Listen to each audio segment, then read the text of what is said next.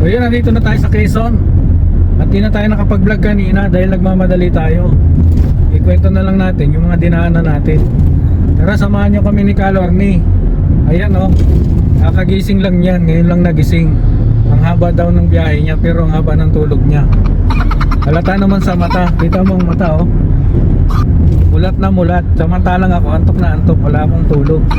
Di ako nakatulog kagabi dahil nag-live siya. Pagkatapos niya mag-live, yung mga aso ang nagsunod-sunod, nag-live din. Kaya hindi nakatulog si Red Noveno. Diretso, biyahe na. Ayan, idadab ko na lang yung iba.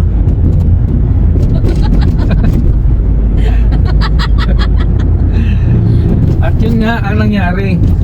Nakadalawang tulog na kami sa daan dahil puyat kami. Pero pa 30-30 minutes lang ang tulog. Hindi kami nakakatulog ng mahaba. Si Kalorni lang ang nag-i-street ng tulog. Hayahay ang buhay, di ba? Ang sarap ng may kasamang driver. At syempre tinisting natin ang bago namin sasakyan. Ito ang Nissan Orban, brand new. At nandyan sa likod ang dala natin na motorsiklo. Yung motor na Red Noveno, dinala natin. Tinakpan lang natin para huwag mapunan ng mga pulis. So ayan, naabangan na tayo nila sa susunod dahil sinabi na natin. Bawal po kasi ang magdala ng motor sa loob ng sasakyan. Kailangan kukunan mo ng permit sa barangay. Kaya lang, nangyari holiday, tatlong araw, Lunes, Martes, Merkules ng gabi kami nagbiyahe, kaya hindi na kami nakakuha.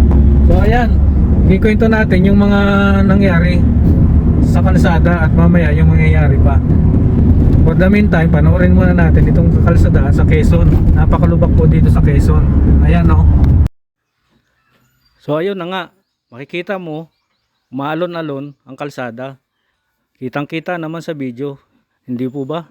Ayan, at palatandaan po yan na nandito ka na sa Gumaca, papuntang Lopez. Dahil dito, ang kalsada, parang si Alice Go, consistent. Ano po? Ayan, napaka-alon po ng kalsada para ka namamangka sa karagatan. Hindi po karagatan yan. Kalsada po yan dito sa amin sa Quezon. Sa Quezon lang po yan kung saan tayo ay pinanganak. Ganyan po kami dito sa Quezon.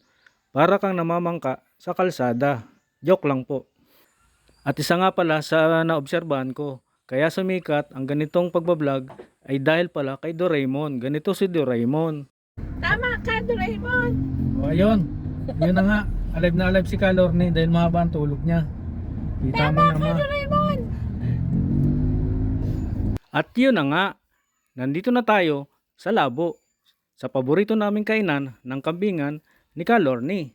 At ayan, ginamit natin ang ating makabagong Nissan Orban para matesting kung gaano ba ito katibay. Ayan, kasing gwapo ng may-ari. Kitang-kita naman, makisig, kaya lang medyo may kababaan.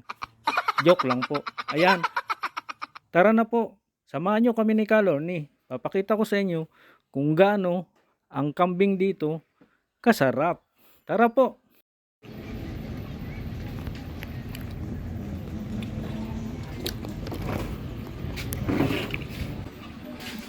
O ayan, natabangan nga lang si Kalorni sa luto. Kaya inahaluan niya na maalat-alat na kulangot. Ay nako, bakit yan ang pang-alat mo, Kalorni?